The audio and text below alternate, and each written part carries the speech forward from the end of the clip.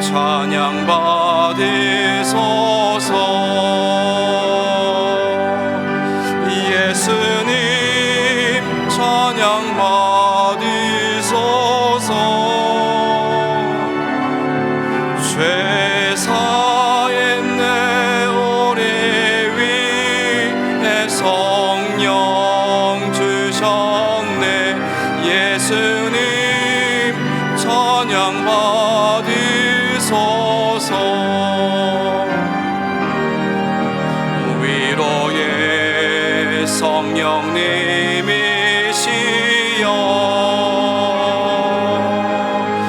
위로의 성령님이시여,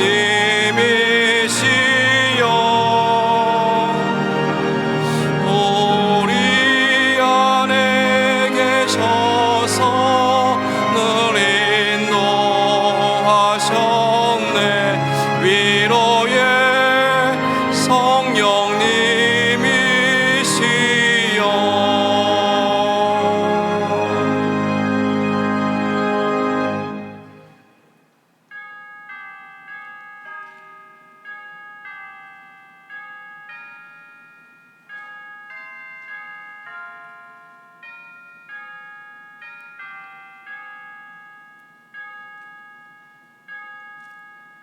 이날은 여호와께서 정하신 것이라.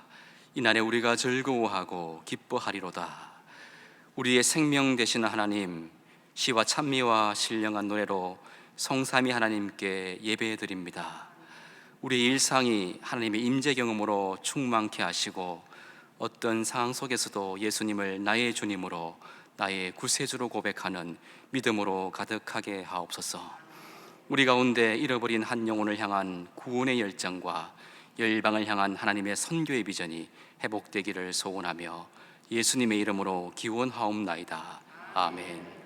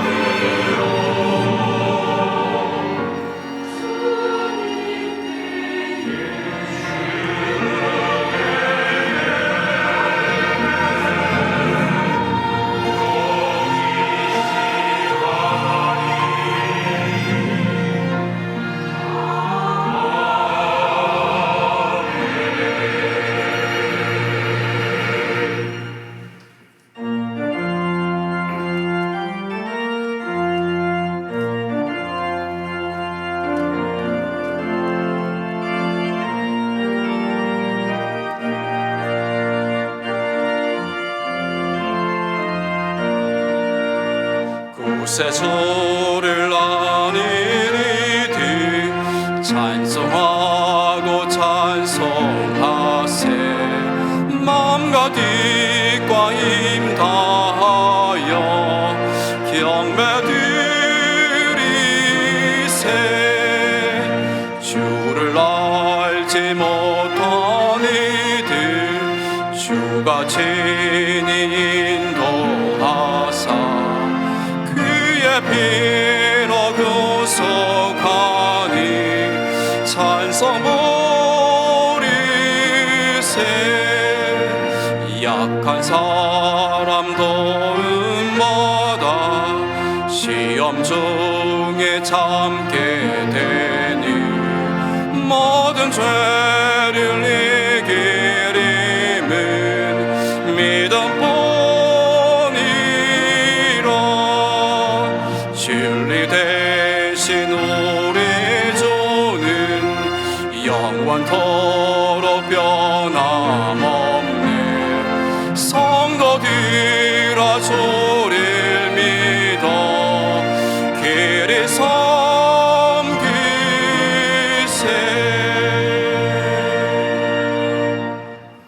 지난 한 주간 우리의 삶을 돌아보며 침묵으로 참회의 기도를 드리겠습니다.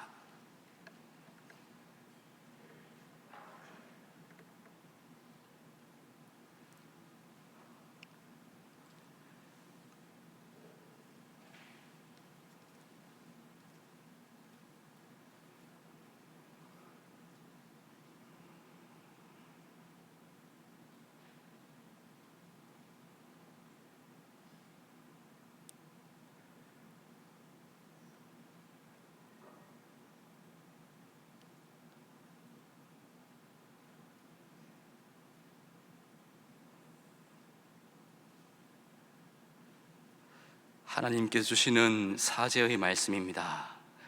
그리스도 예수 안에 있는 속량으로 말미암아 하나님의 은혜로 값없이 어렵다 하심을 얻은 자 되었느니라.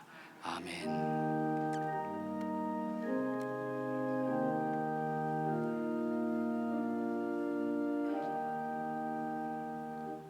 나는 전능하신 아버지 하나님, 천지의 창조주를 믿습니다. 나는 그의 유일하신 아들 우리 주 예수 그리스도를 믿습니다. 그는 성령으로 잉태되어 동정녀 마리아에게서 나시고 본디오 빌라도에게 고난을 받아 십자가에 못 박혀 죽으시고 장사된 지 사흘 만에 죽은 자 가운데서 다시 살아나셨으며 하늘에 오르시어 전능하신 아버지 하나님 우편에 앉아 계시다가 거기로부터 살아있는 자와 죽은 자를 심판하러 오십니다. 나는 성령을 믿으며 거룩한 공교회와 성도의 교제와 죄를 용서받는 것과 몸의 부활과 영생을 믿습니다. 아멘.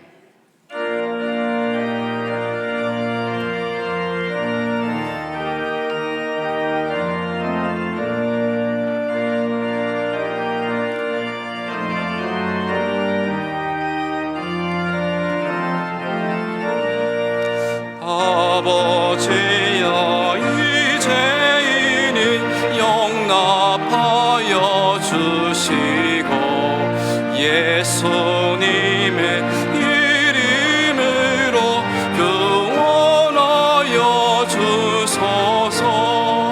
아버지를 떠나 산지 벌써 오래되었고 험한 길에 원한 몸이 이제 돌아옵니다.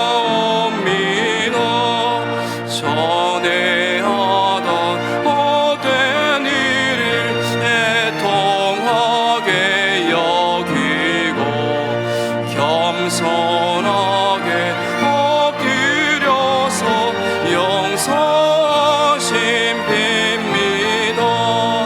이내 감당 못하오나 회개하는 영혼과 나의 약한 육신까지 감히 드리옵니다. 나의 죄를 사하시려 주님 죽으셨으니 그 공로를 의지하여 주만 의지합니다. 아버지여 용납하사 나를 품어주시고 주의 사랑 품 안에서 길을 살게 하소서.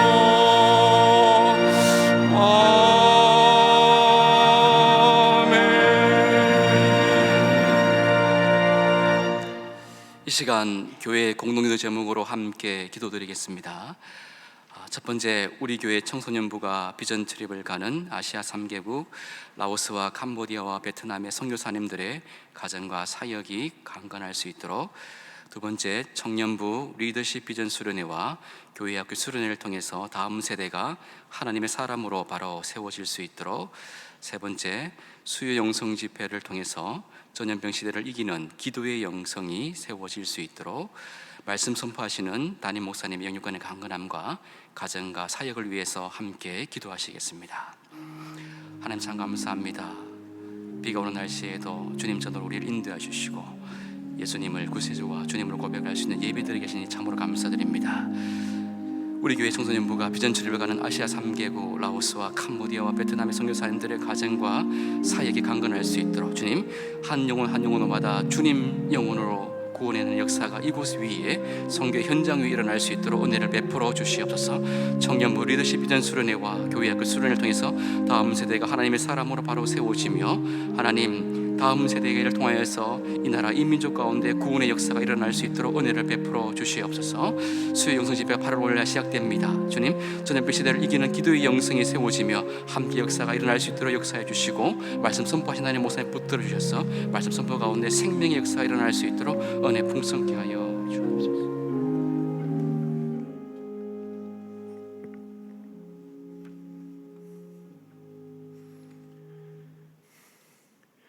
사랑의 하나님, 새로운 달 8월의 첫 주일 예배의 자리로 불러주시니 감사합니다. 은혜 없이는 한순간도 살아갈 수 없는 우리가 주님 전에 모여 또는 영상으로 예배 드리오니 하나님, 이 시간 우리와 함께 해주시고 홀로 영광 받아 주시옵소서. 코로나가 우리의 삶을 바꾸어 놓은 지 어느새 6개월이 지났습니다. 곧 극복할 것이라 기대했으나 지금까지도 답답하고 힘든 생활이 계속되고 어쩌면 앞으로 이 질병과 함께 살아가야 할지도 모른다는 생각도 듭니다. 지금 잠시 멈춤의 시간을 통해 우리가 살아온 삶에서 하나님의 뜻과 어긋난 것이 무엇이 있는지 돌아보며 앞으로 나아갈 바른 방향을 찾는 기회가 되기를 기도합니다. 평소 이맘때 같으면 여름 성경학교에 온 아이들의 제잘거림으로 교회가 북적대고 청소년들은 수련회를 통해 뜨겁게 예수님을 만나며 우리 청년들은 농선봉과 단기 선교로 땀 흘려 하나님을 전파할 때인데 그저 적막감에 쌓여 조용한 교회를 바라보면 너무나도 안타깝습니다. 성전은 무너지고 멀리 바벨론의 포로로 잡혀간 다니엘이 예루살렘을 향하여 난 창문으로 하루 3번 기도한 것처럼 비록 여러 가지 형편으로 교회에 나와 예배드리지 못할지라도 동안의 성도들이 믿음의 정체성을 바로 지키며 삶의 자리가 곧 우리 예배의 자리가 되어 다음 세대 우리 자녀들에게도 믿음을 바르게 가르칠 수 있게 해 주옵소서. 온라인으로 진행되는 주일학교의 여름 사역과 금주 수요일부터 다시 시작될 수요 영성 집회의 은혜로 함께 해 주옵소서. 하나님의 창조 질서를 부정하고 그릇된 가치관과 성문화를 심어줄 포괄적 차별금지법의 제정을 막아주시고 우리의 가정과 교회, 사회를 파괴하려는 사탄의 책동으로부터 우리를 보호하여 주옵소서. 출애굽과 가나안의 정복의 기적을 체험한 이스라엘 백성이었지만 하나님에 대한 믿음을 자녀 세대에 제대로 가르치지 않으므로 이들 세대가 하나님을 모르는 백성처럼 살다가 멸망의 길을 간 것을 우리가 기억합니다. 우리는 우리의 다음 세대들을 바른 성경적 가치관으로 양육하여 자자손손 하나님 주시는 풍성한 복을 누리게 하옵소서. 하나님, 안타깝게도 우리 사회의 갈등과 분열이 점점 심해지고 분노를 잘 조절하지 못하는 사회가 되어가고 있습니다. 한국교회의 지도자들이 회복을 위한 선지자적 사명을 잘 감당하게 하시고 대통령을 비롯한 위정자들이 하나님의 말씀을 두려워하고 국민의 뜻을 겸손하게 받들어 갈등을 치유하고 경제적 어려움도 극복할 지혜를 허락하여 주옵소서. 최근 큰 비로 피해를 입은 백성들을 위로하시고 속히 복구할 수 있게 도와주시옵소서. 이 땅에 다시는 전쟁이 없게 하시고 남과 북이 속히 복음으로 하나 되게 하옵소서. 김영준 담임 목사님을 영육간에 강건하게 하시어 하나님 주신 사명을 잘 감당하게 하옵시며 오늘 말씀 선포하실 때 성령님 함께 해주시고 우리가 깨닫고 순종으로 결단하게 하옵소서. 시온 찬양대의 찬양을 기뻐 받으시고 예배를 돕는 모든 손길들을 축복하여 주옵소서. 감사드리며 예수님의 이름으로 기도합니다. 아멘.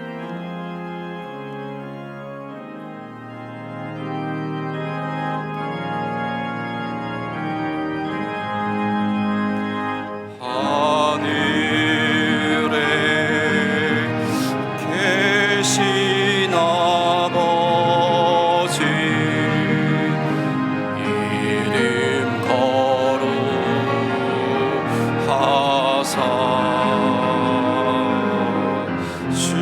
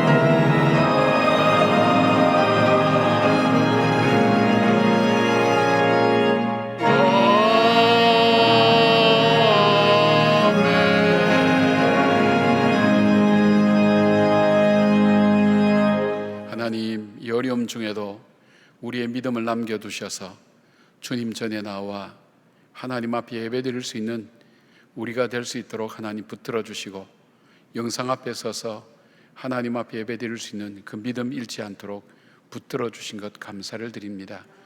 우리의 의지와 우리의 뜻이 아니라 하나님의 전적인 은혜의 힘을 저희들이 아오니, 주님, 주 앞에 예배드림이 기쁨이 되는 하나님의 은혜가 저희들에게서 끊어지지 않도록 도와주시옵고, 예배드림 통해 주님을 기쁘시게 하는 우리의 삶이 될 수 있도록 하나님 함께하여 주시옵소서.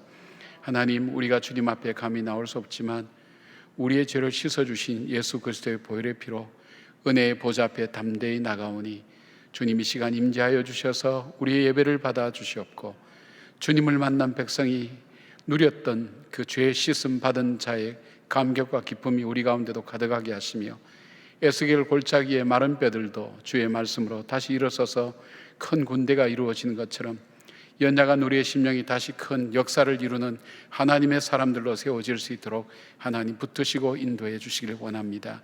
이 땅 가운데 있는 죄악과 어둠의 무리들을 하나님 예수 그리스도의 이름으로 물리쳐 주시옵고, 주님만이 영광 받으시는 복된 나라와 우리 민족과 우리 하나님 심령이 될 수 있도록 하나님 붙들어 주시고 인도하여 주시옵소서. 오늘은 비전 헌금으로 하나님께 올려드립니다. 하나님과 더불어 주님께서 열어가시는 미래에 참여하기를 원하는 주의 백성들이 하나님 귀한 예물을 구별하여 주 앞에 드려오니, 이 속에 주님을 향한 우리의 소망을 주님 기억하여 주시사 우리의 미래와 더불어서 우리 자녀손들의 미래를 열어주시옵고, 주의 나라가 복되고 아름답게 이루어질 수 있도록 주님 함께해 주시옵소서. 열의 하나를 구별하여 아버지 것으로 합니다.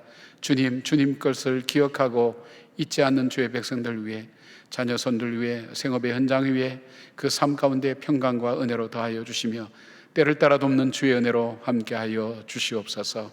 일상의 일들이 주의 은혜의 힘을 깨닫는 주의 자녀들이 하나님 감사의 물로 주 앞에 올려드리오니, 더 많은 감사가 그의 생애와 삶 가운데 넘쳐나게 하여 주시옵고, 주일 헌금과 구제와 하나님 선교의 귀한 예물 통해 아버지의 거룩한 뜻 이루어지게 하여 주시옵소서.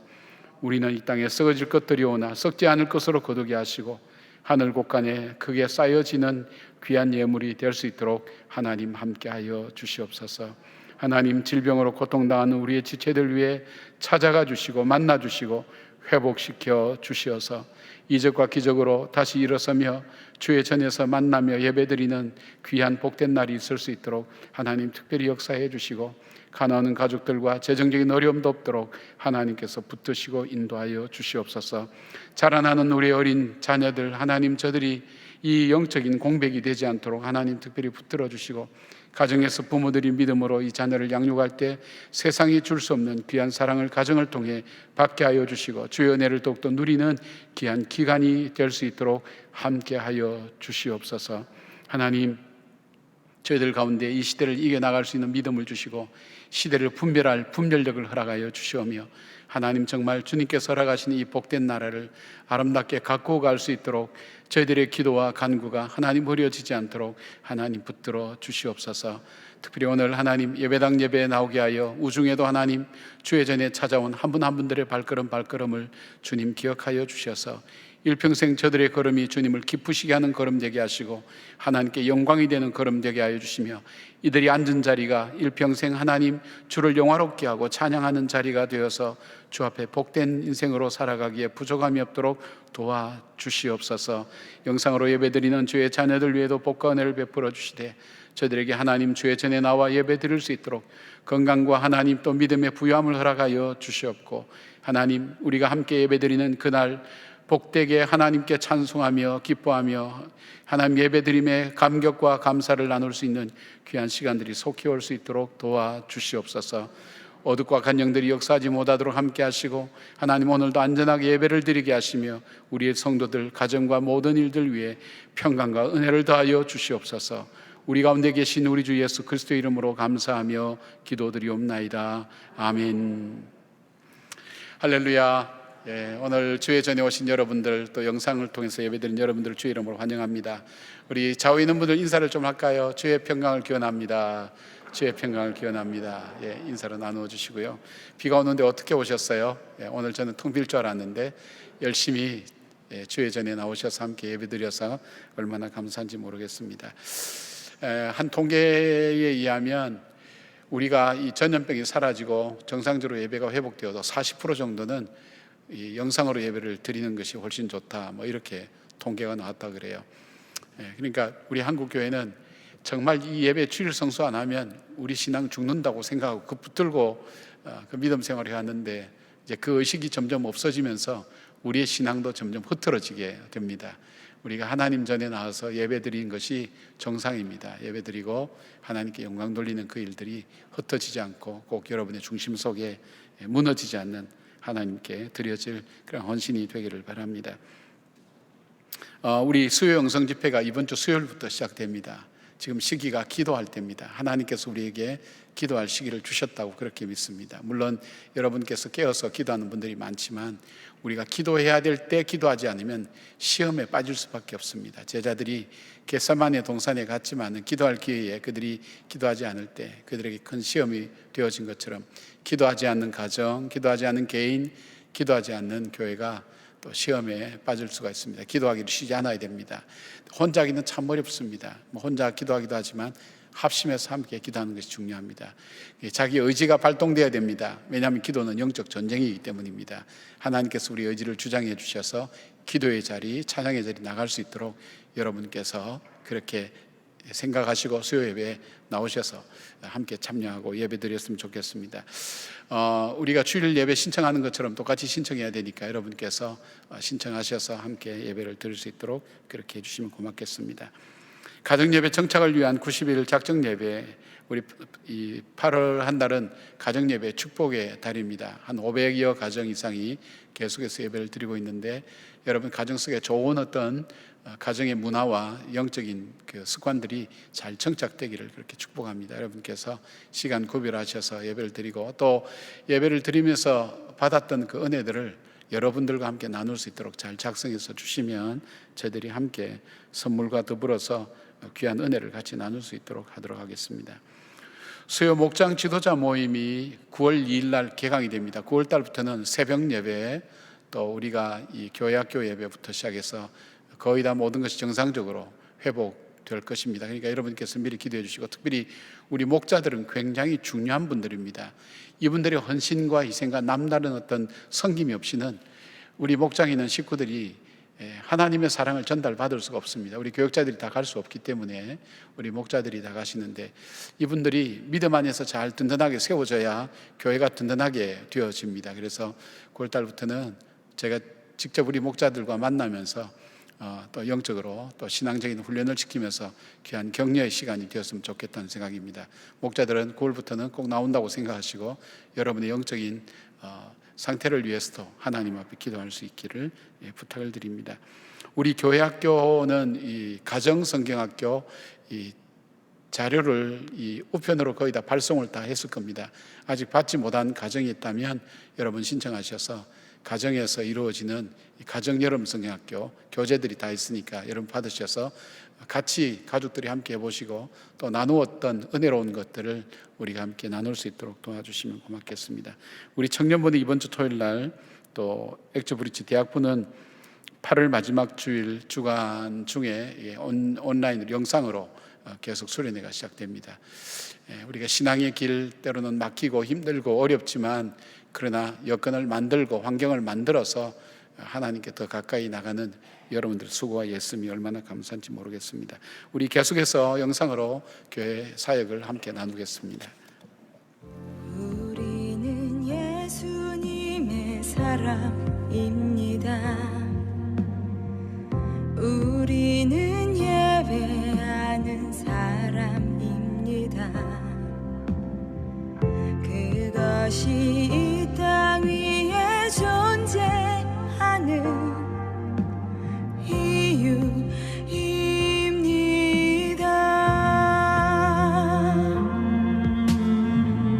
우리는 예수님의 사랑입니다. 우리는 그 사랑의 열매입니다.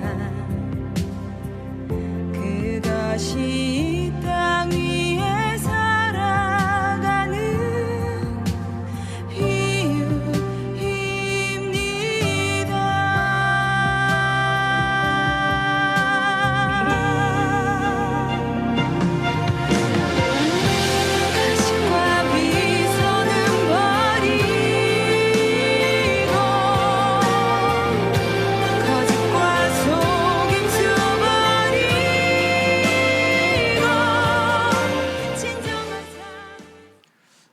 말씀은 여호수아 3장 1절에서 7절까지 말씀입니다. 다 함께 일어나셔서 하나님의 말씀을 경청하시겠습니다. 또 여호수아가 아침에 일찍 일어나서 그와 모든 이스라엘 자손들과 더불어 시팀에서 떠나 요단에 이르러 건너가기 전에 거기서 유숙하니라. 사흘 후에 관리들이 진중으로 두루 다니며 백성에게 명령하여 이르되 너희는 레위 사람 제사장들이 너희 하나님 여호와의 언약궤 매는 것을 보거든 너희가 있는 곳을 떠나 그 뒤를 따르라. 그러나 너희와 그 사이 거리가 2000 규빗쯤 되게 하고 그것에 가까이 하지는 말라. 그리하면 너희가 행할 길을 알리니 너희가 이전에 이 길을 지나보지 못하였음이니라 하니라. 여호수아가 또 백성에게 이르되 너희는 자신을 성결하게 하라. 여호와께서 내일 너희 가운데에 기이한 일들을 행하시리라. 여호수아가 또 제사장들에게 말하여 이르되 언약궤를 메고 백성에 앞서 건너라 하매 곧 언약궤를 메고 백성에 앞서 나아가니라. 여호와께서 여호수아에게 이르시되 내가 오늘부터 시작하여 너를 온 이스라엘의 목전에서 크게 하여 내가 모세와 함께 있었던 것 같이 너와 함께 있는 것을 그들이 알게 하리라. 이 말씀은 하나님의 말씀입니다. 아멘.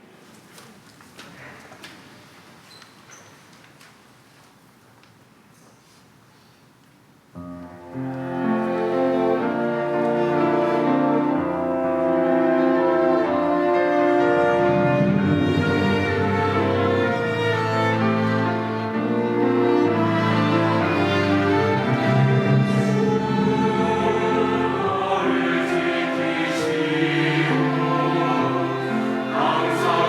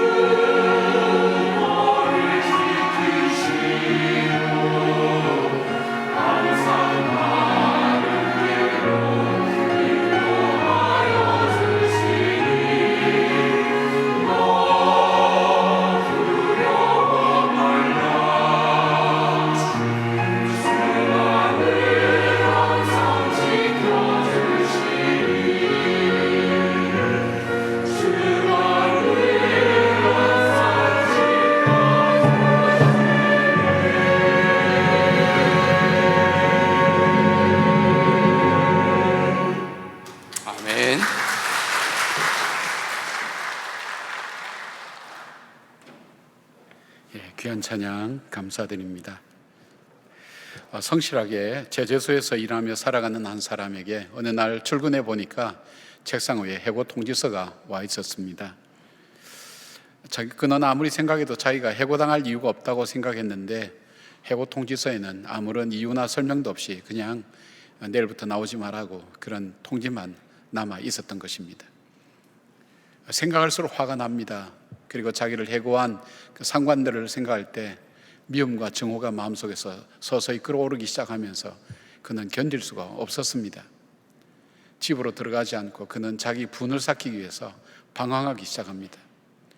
자기에게 찾아온 좌절, 그리고 가족에 대한 책임감, 여러 가지 염려와 분노가 자기 마음속에 있으면서 집에 들어갈 수가 없었습니다.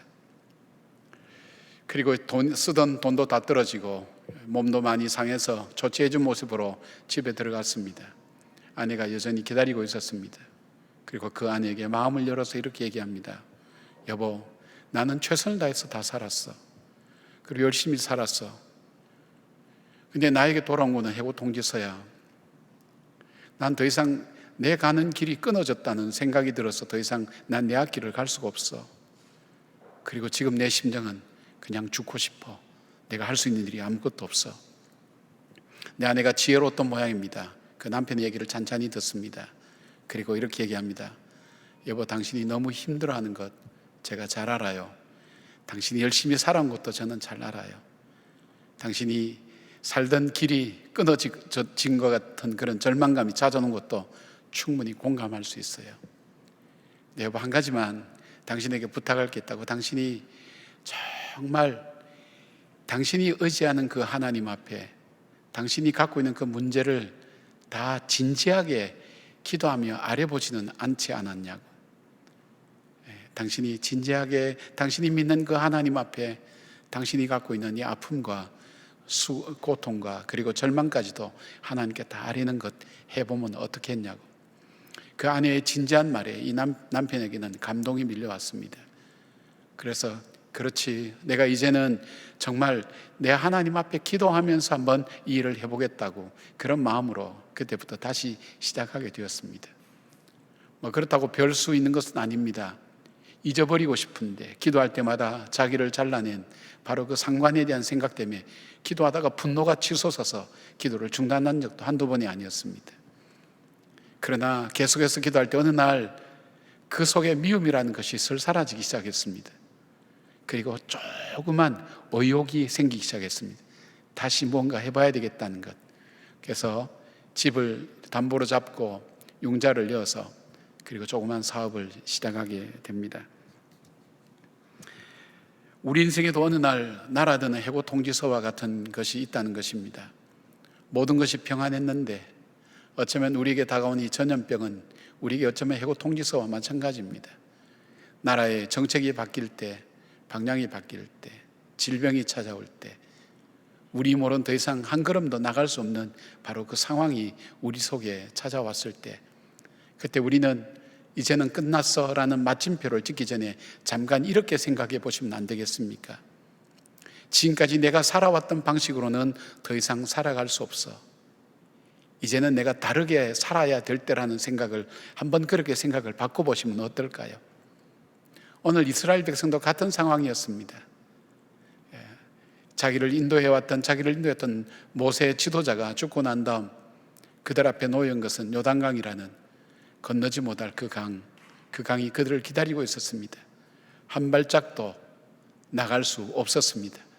이전에 왔던 것처럼 그렇게 더 이상 나갈 수는 없는 상황 속에서 그들은 절망하고 있는 것입니다. 그런데 오늘 이들이 생각을 바꿉니다. 마음을 바꿉니다. 하나님께서 그들을 바꾸어 줍니다. 이제는 다르게 살아야 될 때다. 어떻게 해서 이들은 이 어려움을 극복해냅니까? 그들이 다르게 살아야 되겠다고 생각했던 첫 번째가 무엇입니까? 첫 번째는 이제는 하나님과 함께 새로운 길을 만들어가며 걸어가야 되겠다는 생각을 하게 된 것입니다. 쉽게 말씀드리면 전에는 내가 내 길을 걸어왔지만 이제는 없던 길을 하나님과 함께 만들어가면서 가는 길, 바로 믿음의 길을 걸어야 되겠다는 생각으로 바뀌어지게 된 것입니다. 여호수아와 이스라엘 백성은 하나님께서 요단을 건너 가나안 땅으로 가라고 명령하셨습니다. 그리고 본문 4절에 보니까 너희가 이전에 이 길을 지나보지 못하였음이라 그렇게 말씀합니다. 가야 되지만 한 번도 가보지 못한 그 길을 가야 된다는 것 자체가 불안과 두려움이 아니겠습니까? 광야길을 가는데 가장 필요한 것이 딱 두 가지가 있는데, 하나는 지도와 또 하나는 안내자라고 합니다. 안내자가 없이는 길을 잃어버린다는 것입니다. 자기들을 40년 안내해왔던 자기들의 지도자인 모세를 잃어버리고 그들은 무엇을 해야 될지 모릅니다. 어디로 가야 될지 알지 못합니다. 갈팡질팡합니다. 게다가 그들은 한 번도 가보지 않는 그런 길이었습니다. 경험이 없다는 것입니다. 그리고 게다가 요단강이 있는데, 이 요단강은 그때가 이 보리를 베는 추수하는 시기가 되어서 물이 범람해서 어떤 책에 보니까 12척이나 되는 깊은 물, 유유히 흐르는 깊은 강물이 그들 앞에 놓여 있었습니다. 그들에게 가장 중요한 것은 용기가 꺾여버린 겁니다. 우린 더 이상 할 수 없다는 것. 그들이 앞으로 나가고 싶지만 이 모든 것을 잃어버렸습니다. 더 이상 나갈 힘이 없었습니다. 그들을 붙들고 있고 막고 있는 이 모든 것들이 그들로 하여금 한 발짝도 앞으로 나가지 못할 바로 그 상황에 처해인 것입니다. 바로 그것은 두려움의 길이요, 불안의 길이요, 절망의 길이었습니다. 그런데 하나님께서는 말씀합니다. 이 강을 건너는 방법을 이렇게 말씀합니다. 8절 보니까 너는 언약궤를 맨 제사장들에게 명령하여 이르기를 너희가 요단 물가에 이르거든 요단에 들어서라 하라. 갈라놓고 가라 그러면 가겠는데 그냥 덮개를 메고 물속에 그냥 들어가라는 겁니다. 이게 이해가 안 되는 말입니다. 13절 보니까 온 땅에 주 여호와의 궤를 맨 제사장들의 발바닥이 요단물을 밟고 멈추면 요단물 곧 위에서부터 흘러내리던 물이 끊어지고 한 곳에 쌓여 서리라. 그래 되면 요단강이 갈라지겠다는 얘기입니다. 이거 믿을 수 있는 얘기입니까, 여러분? 이스라엘 백성이 홍해를 건널 때는 하나님께서 홍해를 갈라놓고 걸어가라 했기 때문에 건널 수 없는 그 길을 그들이 건넜습니다. 그러나 이제는 상황이 달라졌습니다. 이제는 흐르는 강, 어쩌면 빠져 죽을지 모르는 그곳으로 가라는 것입니다. 덮개를 메고 가라는 것입니다. 이스라엘 백성에겐 더 절망적인 얘기일 수도 있습니다. 그러나 이들은 사명을 가진 사람들이었습니다. 이제는 내가 판단해서 환경과 여건과 내 힘으로 내 능력으로 살아가는 건 내려놓고 이제는 내가 갈 수 있는 단 한 가지 이유가 있다면 하나님의 말씀에 순종해서 그 말씀대로 따라가겠다. 이것이 믿음의 길입니다. 그리고 이 길은 없던 길을 만들어가는 길이었습니다. 홍해가 길이 될 줄 누가 알았습니까? 요단강이 길이 될 줄 어떻게 알았습니까? 인간이 상상하지 못하는 하나님이 만들어 가시는 그 길, 그 길을 이 백성들은 따라가는 것, 이것이 믿음의 길입니다. 믿음에 대해서 얘기하고 있는 아브라함, 그는 본토 친척 아비 집을 떠나 갈 바를 알지 못하고 갔다고 했습니다. 자기에게 익숙했던 관계, 익숙했던 환경, 익숙했던 모든 것 다 떠나보낸 다음 그는 그보다 더 심각한 문제는 어디로 가야 될지 갈 바를 알지 못하고 갔다는 것, 가야 될 단 하나의 이유가 있다면 바로 하나님의 말씀, 그 말씀에 순종해서 가는 것, 그것이 바로 믿음의 길인 것입니다. 여러분 어떤 어려움 만나셨습니까? 더 이상 나는 아무것도 할 수 없다고 그렇게 절망하십니까? 나는 이렇게 해도 별로 의미가 없다고 생각하십니까? 그러나 여러분이 가야 될 이유가 있습니다. 그것은 없던 길을 만드셔야 됩니다. 그 길은 다른 사람이 만들어 놓은 길이 아닙니다. 하나님이 만들어 놓은 길, 하나님과 함께 만들어가는 길, 그 길은 바로 믿음으로 만들어가는 그 길입니다. 그것은 요단강을 가르는 길이요, 여리고를 무너뜨리는 길이요, 그리고 하나님께서 만들어 놓은 광야를 길로 만드시는 하나님의 그 길을 따라 걸어가는 그 삶을 말합니다. 그 말씀 의지하고 그 말씀 붙들고 다시 시작하는 것, 그것이 바로 믿음의 길인 것을 보게 됩니다. 지금 하나님은 지금 우리의 길을 만드시는 것이 아니라 우리를 통해서 하나님의 길을 만들고 계십니다. 오늘 여러분들에게도 동일하게 말씀하실 겁니다. 바로 오늘 우리가 살아야 될 이유가 있다면 지금 요단강에 물이 넘쳐 흐르고 우리가 한 번도 가보지 못한 길이고 지도자도 없고 그 다음에 우리에게 용기도 없고 희망도 없고 아무것도 없어서 갈 수가 없다고, 그럼에도 불구하고 우리가 걸어가야 될 단 하나의 이유가 있다면 나를 능하게 하신 그 주님, 나를 보배롭고 존귀하게 여기시는 그 주님께서 내 앞길을 책임지고 그 길을 열어가신다고 약속하신 그 말씀대로 나에게 인도해 가시기 때문입니다. 이제는 내 판단이 아닙니다. 내 이성이 아닙니다. 그 말씀을 믿고 하나님의 인도하심 따라서 한 걸음 한 걸음 걸어가는, 믿음으로 걸어가는 길, 이제는 걸어야 될 때가 되었다는 사실입니다. 얼마 전에 일간지에 소개된 메이크업 아티스트, 우리 연세 드신 분들은 잘 모를 거예요. 화장해 주는 사람을 요즘 메이크업 아티스트 뭐 그렇게 얘기를 많이 하더라고요. 신의 손이라고 불려진 사람이 있었어요. 그 사람 이름 하면 정샘물 대표라는 분이 있었습니다.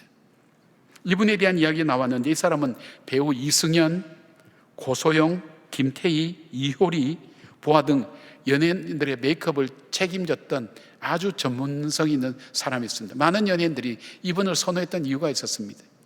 그런데 이분이 이 정상에 서기까지는 그냥 쉽게 서게 된 것은 아니었습니다.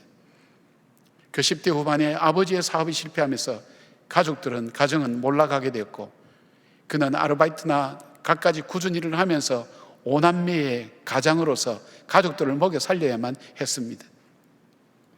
그 한참 자기의 꿈과 자기의 미래를 만들어가야 될 그때에 몰락한 가정에서 그 어둠을 헤쳐가고 이 가족의 짐을 지고 가는 그에게는 여간 고달픈 것이 아니었습니다. 한 걸음도 한 발자국도 그가 나갈 수 없는 상황이었습니다. 근데 그로 하여금 그 결핍의 그 고통과 고난 속에서도 그로 하여금 걷게 했던 이 사건이 하나 있었다고 합니다. 그것은 어린 시절 교회에서 외국인 선교사 한 분이 이 바닐라 쿠키를 구워주면서 자기에게 했던 말이 있었습니다. 너는 비교할 사람이 없을 정도로 반짝이는 존재야. 너는 비교할 사람이 없을 정도로 반짝이는 존재라는 것. 그 말이 그에게 생각이 났습니다.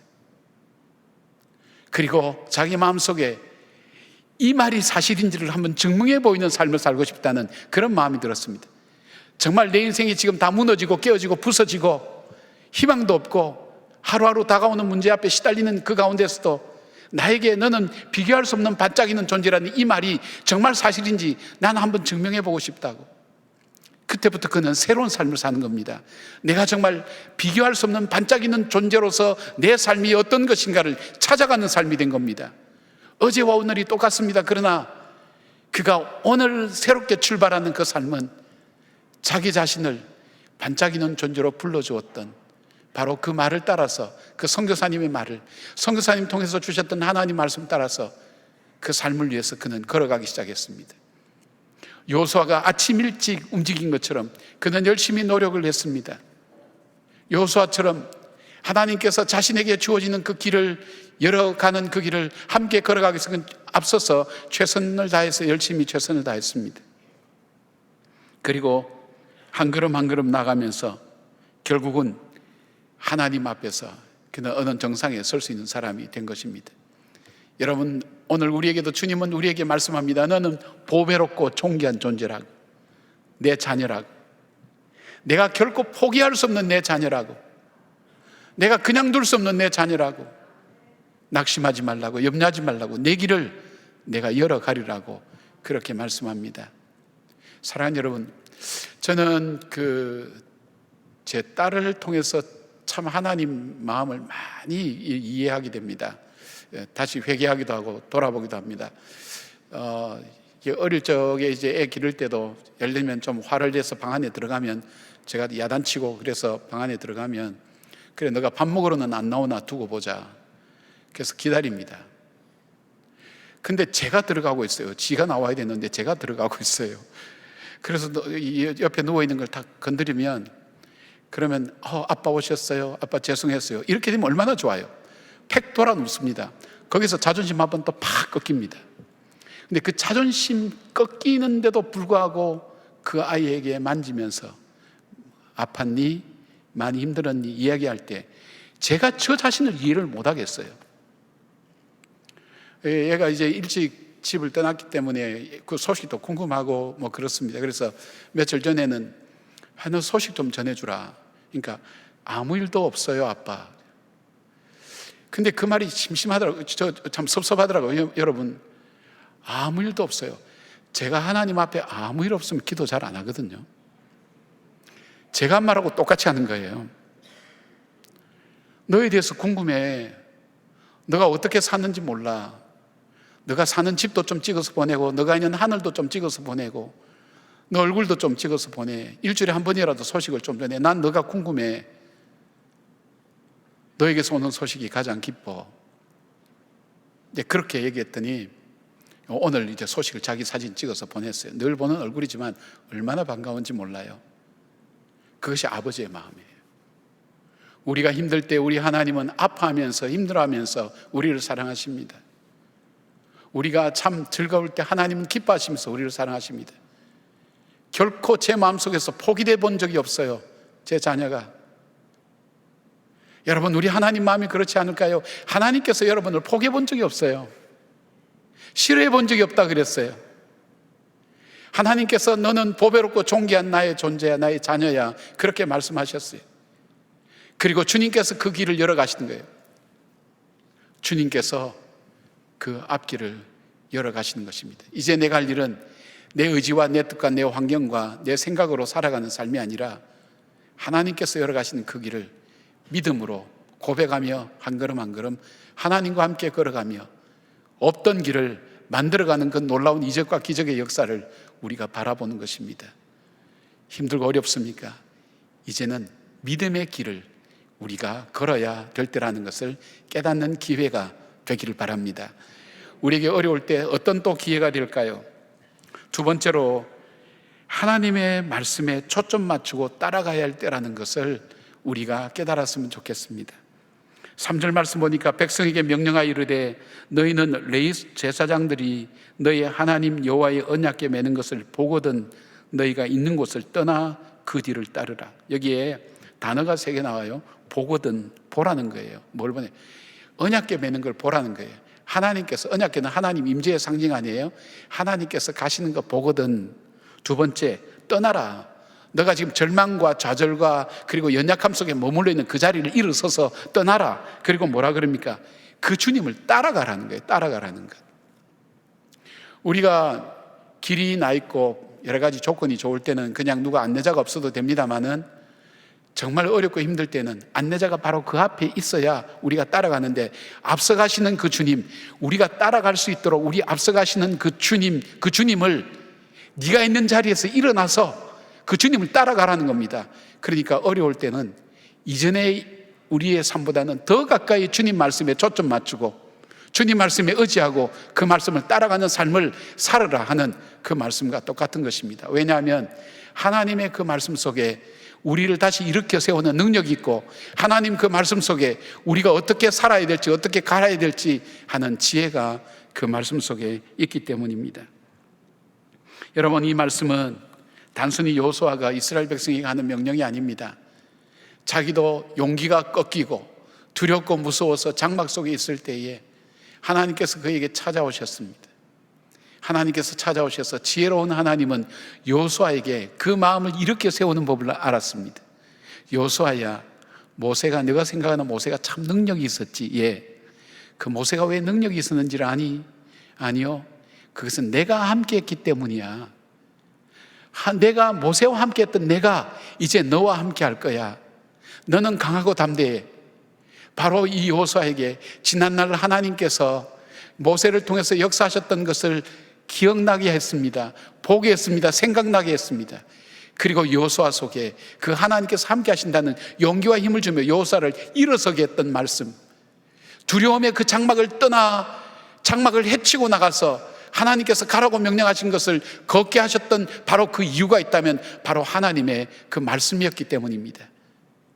바로 그 하나님의 말씀에 초점 맞추고 그 하나님 말씀을 따라가는 그 삶을 더 열심히 적극적으로 살아야 될 때라는 것을 하나님께서 말씀하고 있습니다. 사전 말씀 보니까 그러나 너희와 그 사이 거리가 2000규빗쯤 되게 하고 그것에 가까이 하지도 말라. 그리하면 너희가 행할 길을 알리니 너희가 이전에 이 길을 지나보지 못하였음이라 하니라. 한 번도 이 길을 지나보지 않은 두려운 길, 모르는 길, 무서운 길이라는 거예요. 그런데 이 길을 걸어가는 방법이 뭡니까? 저 앞서 2000규빗이니까 800m 정도 앞서가는 벗게 왜 띄웠을까요? 그렇지 않으면 앞사람 뒤통수만 보고 걸어가지 말씀 보고는 못 가는 거예요. 누구든지 다 하나님 말씀 보고 걸어가라는 거예요.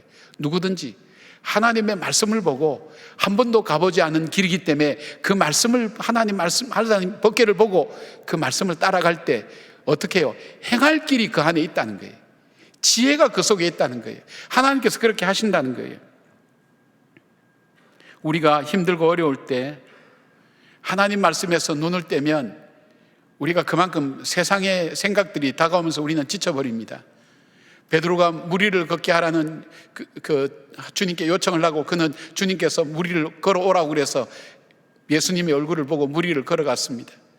그런데 베드로가 갑자기 파도가 두려워서 예수님에게서 눈을 뗄 때에 그 파도의 두려움이 그 속에 밀려오면서 그는 물속에 빠져들어갔습니다. 주님을 응시하고 주님께 초점 맞추고 갈 때에는 무리를 걸을 수 있는 능력이 그에게 있었습니다. 그 길을 걷는 법을 아는 지혜가 그 속에 있었습니다. 하나님은 베드로가 걸어놓은 법을 알고 계셨습니다. 그러나 거기서 눈이 떼어지기 시작했을 때 그는 물속에 빠질 수밖에 없었습니다. 그래서 여호수아는 어렵고 힘들 때일수록 하나님 말씀 앞에 더 가까이 다가가서 그 말씀 붙들고 살으라는 것을 말씀하고 있습니다.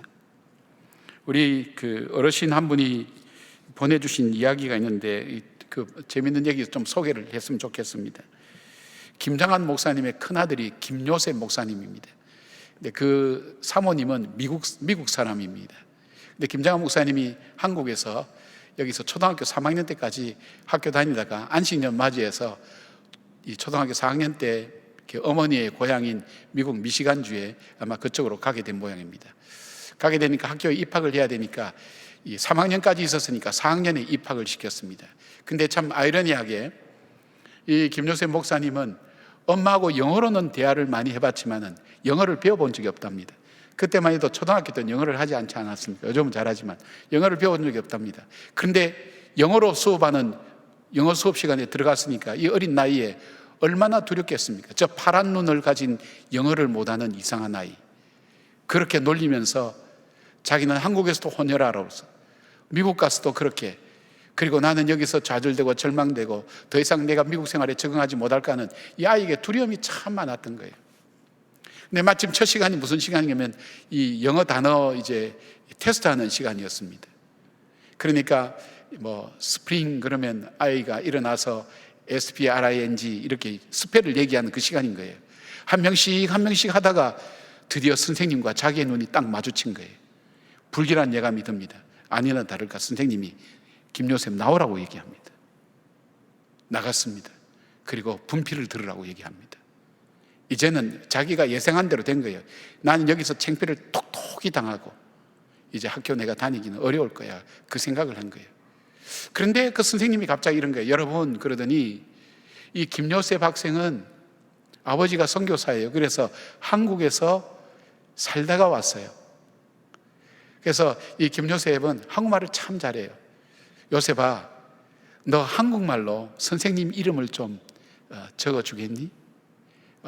내 이름은 뭐야? 이렇게 그렇게 얘기를 했어요. 자신이 있었죠. 한국말로 자기 선생님 이름을 한글로 탁 적었어요. 그런데 애들이 그걸 보더니 무슨 이집트의 상형 문자 보듯이 감격하면서 바라보더라는 거예요. 우와, 자기들 그때만 해도 영어 이렇게 한국말 잘 알려져 있겠습니까? 생전 처음 본 애들이 많죠. 무슨 그림 같은 게 만들고 이렇게 하니까 신기한 듯이 바라보는 거예요. 그리고 손을 들면서 내 이름도 영어로 써달라고 얘들이 막 얘기하기 시작했습니다. 선생님은 그럽니다. 요셉은 그래서 한국말을 참 잘해. 한국 언어가 아주 탁월해. 여러분도 이렇게 언어를 잘해야 돼. 그렇게 세워주는 것입니다. 그러면서 그 아이들이 이 요셉이라는 이 친구에게 다가와서 친구 되기를 원했고 새로운 용기를 갖게 된 거예요. 여러분, 이 아이는 좌절했습니다. 절망했습니다. 그런데 이 아이가 어떻게 일어설 줄 아는 것을 선생님은 알고 계셨습니다. 선생님이 얘기한 것은 이 아이가 가장 잘하는 것, 가장 약점 다 알고 있었습니다. 그래서 가장 잘하는 것을 그에게 세워주면서, 그리고 이 아이들과의 관계 속에서 어떻게 지내야 이 아이가 용기를 가지고 잘 살 수 있을 것인가 하는 것을 이 선생님은 알고 계셨습니다. 이 지혜로운 선생님. 그 바람에 자기는 최연소로 미국 트리니티 신학회에서 기독교학 박사학위를 받게 되었다고 그렇게 얘기합니다. 그 선생님 덕분이라고. 여러분, 우리 하나님이 그런 지혜가 없으실까요? 하나님은 내 약점도 아십니다. 내 부족함도 아십니다. 나의 연약함도 아십니다. 내 능력도 알고 계십니다. 근데 그 하나님이 그런 지혜가 없을까요? 나로 하여금 가보지 않는 그 길을 갈 때 그 길을 걸어갈 수 있는 능력을 나에게 주십니다. 나의 연약함과 약점을 알기 때문에 나로 하여금 어떻게 하면 걸어갈 수 있는 지혜도 나에게 주십니다. 그 주님을 붙들고 나가라는 겁니다. 사랑하는 여러분, 여러분이 여러분의 지혜와 환경을 의지하고 살아와서 힘들었다면 이제는 내가 더욱더 하나님 말씀을 붙들고 하나님 말씀 따라 그 말씀 속에 있는 교훈과 그 말씀 속에 있는 책망과 그 말씀 속에 있는 바르게 함과 의로 교육하기에 유익한 이 모든 것들을 그 말씀 속에서 내가 붙들고 하나님에게서 눈을 떼지 않고 내 앞서 가시는 그 하나님을 따라가는 그 믿음으로 살아야 될 때라는 것을 우리는 다시 확인하셔야 됩니다. 사랑하는 여러분, 하나님의 능력은 요단강을 건너게 할 뿐 아니라 담대하게 가나안을 정복할 믿음의 용사로 만들어가는 겁니다. 그리고 이 과정을 통해서 하나님은 여호수아를 지도자로 세워나가는 과정이었습니다. 바로 여호수아가 지도자로 세워지고, 그리고 이들이 단순히 요단강을 건너는 것만 아니라 바로 요단강을 건너서 가나안 땅을 물리칠 하나님의 용사로 세워지는 이 일들을 주님께서 이 과정을 통해서 훈련시켜 나가는 것입니다.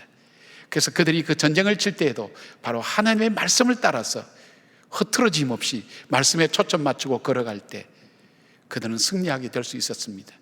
이것을 이미 여호수아에게 말씀하셨습니다. 여호수아야, 너가 좌루나 우루나 치우치지 말고 내가 너에게 명령한 이 모든 말씀을 다 지켜 행하라. 그리하면 내 길이 형통하리라 하시는 그 말씀처럼 하나님은 말씀 붙들고 가는 이스라엘 백성들의 길을 인도하셔서 그 길을 형통케 하셨고, 길이 없던 요단강을 길로 만드셨고, 여리고를 길로 만드셨고, 주님은 바로 승리의 길, 바로 가나안을 정복하며 하나님의 백성 되는 놀라운 길들을 바로 만들어 주셨다는 것입니다. 그 약속은 오늘 저에게도 우리에게도 동일한 약속입니다. 힘들고 어려울 때, 내가 믿어도 소용없구나, 이것이 아니라 힘들고 어려울 때, 그러니까 내가 더욱더 하나님 말씀을 붙잡는다 이거죠. 붙잡고 쫓아간다. 하나님 앞에 그 말씀대로 내가 더욱더 의지하며 살아간다. 그런 기회로 삼으라는 것입니다. 여러분에게 이런 기회와 어떤 삶의 전환점이 이루어지기를 주의 이름으로 축복합니다. 세 번째로 우리가 변화해야 될 것이 뭘까요? 다르게 살아야 될 것. 그것은 바로 우리 자신을 스스로 성결케 하는 것입니다. 5절 말씀입니다. 여호수아가 또 백성이 이르되 너희는 너희 자신을 성결하게 하라. 여호와께서 내일 너희 가운데서 기이한 일을 행하시리라.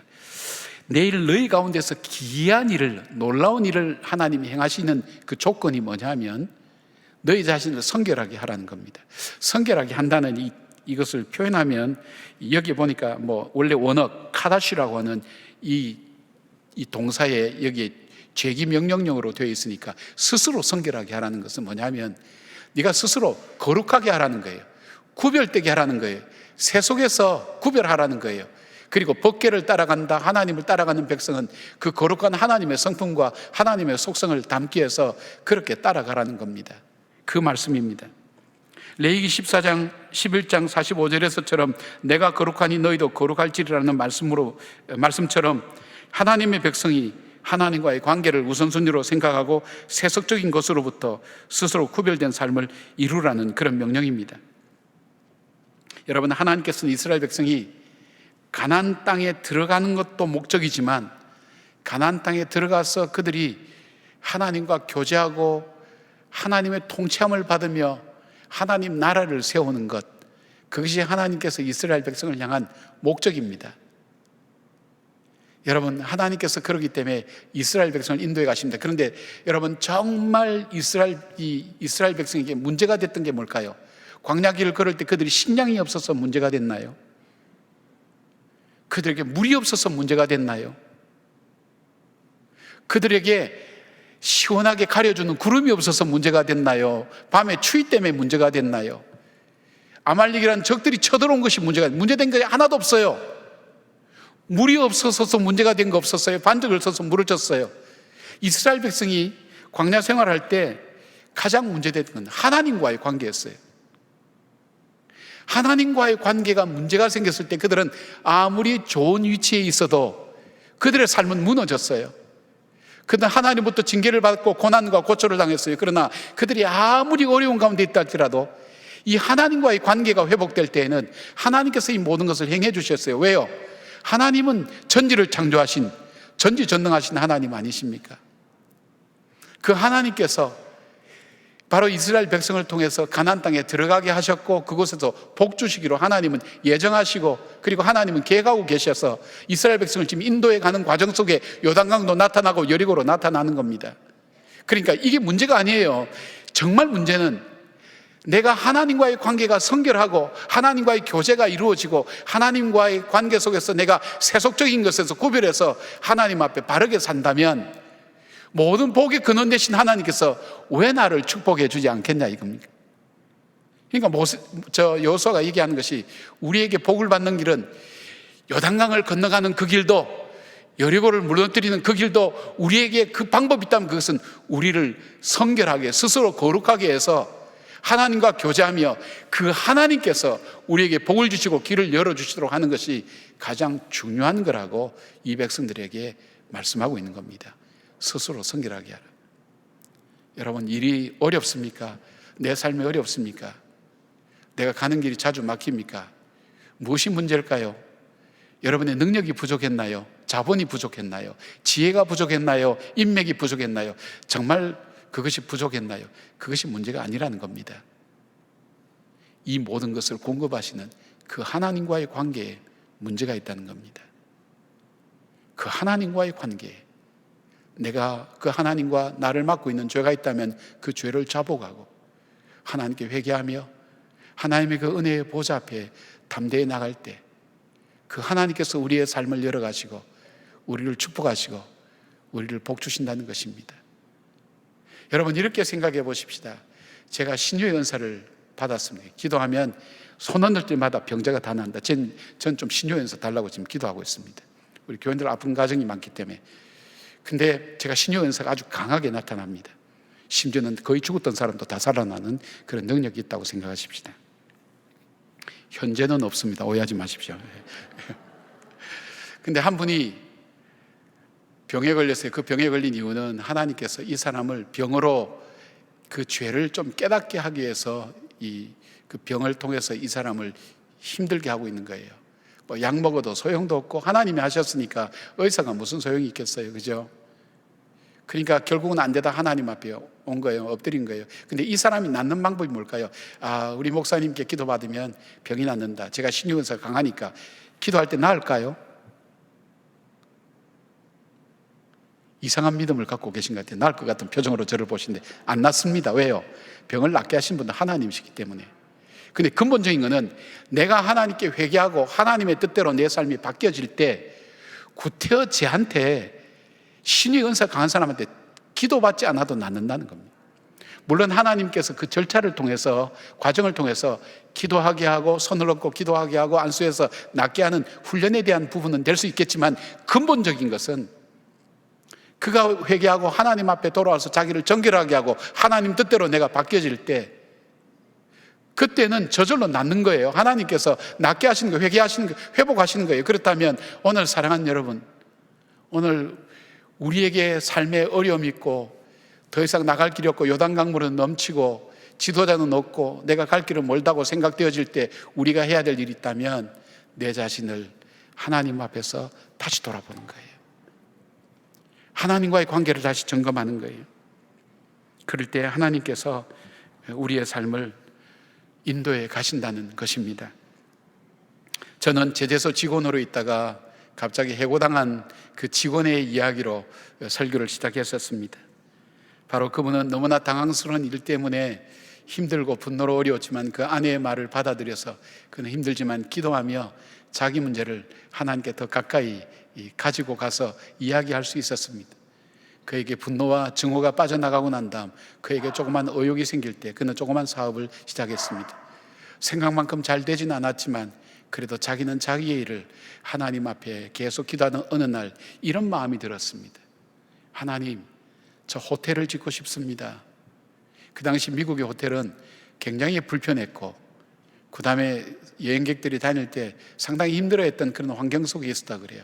하나님, 정말 여행자들이 편히 쉴 수 있고 편리하고 깨끗하고 그리고 깔끔한, 그리고 가격이 비싸지 않는 그런 호텔을 짓고 싶습니다. 그 마음의 소원이 자기 마음속에 계속 일어나는 거예요. 그래서 그는 기도하면서 이 호텔을 짓기 위해서 하나님께 간구했습니다. 그가 호텔을 지을 때 쉽지는 않았습니다. 그러나 호텔을 짓고 난 다음, 처음으로 짓고 난 다음 그 호텔이 인기를 얻기 시작했습니다. 정말 사람들이 찾던 그 호텔이었습니다. 기존 호텔과는 다른 어떤 컨셉을 가진 그런 호텔이 만들어지게 됐습니다. 많은 사람들이 호텔을 선호하게 되면서 이 사업이 점차 번창하기 시작했습니다. 이 호텔 이름이 홀리데이 인입니다.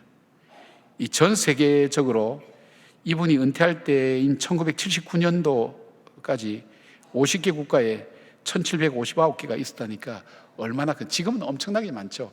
여러분 요 고대 앞에 여기도 홀리데이 인이 있었는데 여기 없어졌더라고요. 전 세계 체인입니다. 가장 무난한 호텔 중에 들어갑니다. 미국 가서도. 근데 이분이 누군가 하면 바로 캐먼스 윌슨이라는 사람입니다. 캐먼스 윌슨. 그의 인생길에 캐먼스 윌슨 씨와 같은 해고 통지서를 받은 일이 바로 저희들 삶 속에 혹시 있었습니까? 그는 좌절과 분노였지만 그가 이렇게 큰 호텔을 체인을 만들었다는 그것보다 그에게 더 중요한 것이 있다면 그는 삶의 방법이 달라졌다는 것입니다. 그는 자기 길을 열어간 것이 아니라 하나님이 열어가시는 그 길을 따라가는 것입니다. 믿음의 길을 걸어간 겁니다. 그리고 그는 순간순간 앞서가시는 그 주님을 쫓아갔습니다. 더 나아가서 자기 자신을 성결하고 거룩하게 세워나가며 하나님의 인도하심 앞에서는 삶으로 바뀌어지게 된 것입니다. 체인을 이루었던 것, 큰 호텔의 체인을 이룬 것보다도 더 크고 놀라운 것은 이 모든들의 주인 되시는 그 주님과 동행하는 믿음의 삶을 살며 여호수아처럼 하나님이 약속하신 그 복을 누리는 사람이 된 것입니다. 사랑하는 여러분, 여러분이 힘들다 어렵다 나에겐 절망이다 할 때 이제는 나는 끝났어 마침표 찍기 전에 한 번만 다시 생각해 보십시오. 더 이상 이대로는 살아서는 안 되겠다는 것, 내가 새로운 삶이 내 속에 있어야 되겠다는 것, 오늘 이스라엘 백성이 찾았던 그 새로운 삶 무엇일까요?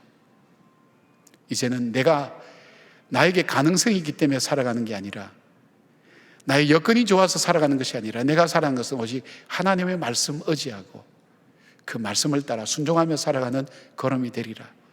전엔 주님과의 거리가 있었지만 이제는 하나님과의 거리를 더 좁히고 주님을 붙쫓아서 가면서 그 말씀을 따라 걸어가는 삶이 되리라. 그리고 이 세상 속에서 나를 정결하고 깨끗하게 나를 구별하여 그렇게 살아가리라. 그 믿음으로 하나님께서 정말 여러분에게 내가 너를 보배롭고 존귀하게 여긴다는, 내가 결코 너를 싫어한 바 되지 않았다는 것, 내가 너를 정말 나의 귀한 자녀로 삼는다는 주의 말씀을 통해서 우리에게 열어가시는 하나님의 축복을 누리는 그런 주의 성도 되기를 주의 이름으로 축원합니다. 아멘. 기도하겠습니다. 이 시간에 우리가 잠깐 하나님 앞에 잠깐 기도하는 시간 갖겠습니다.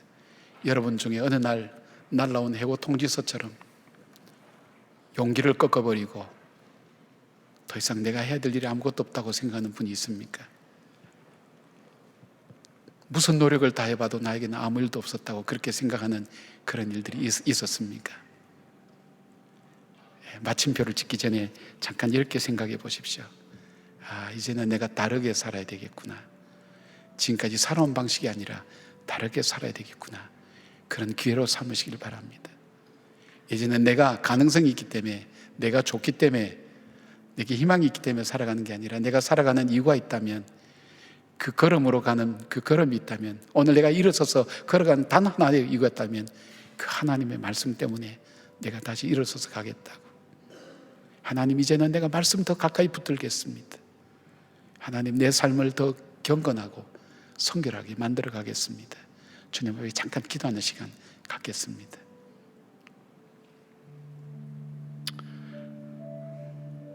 아버지,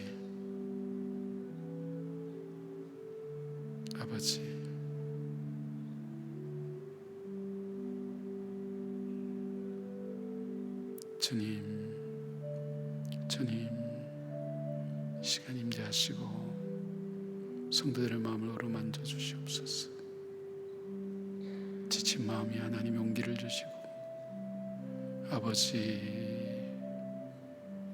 주님과 동행할 수 있는 믿음을, 능력은 은혜와 지혜를 부어 주시옵소서. 아버지, 이 어두운 세상 가운데 정말 주님과 동행하는 믿음의 사람으로 살게 하여 주시옵소서. 주님, 아버지, 우리가 기도한 간절한 간구를 주님 들으시고 응답하여 주시옵소서. 예수님의 이름으로 기도드립니다. 아멘. 함께 일어나셔서 결단의 찬송 445장 함께 찬양합니다.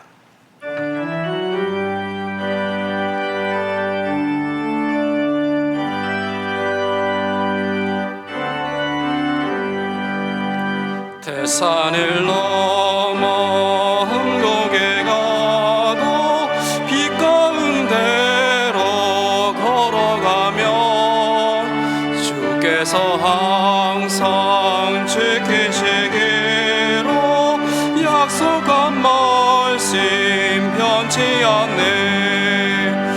하늘의 영광 하늘의 영광 나의 맘속에 차고도 넘쳐 할렐루야를 힘차게 불러 영원히 주를 찬양하리.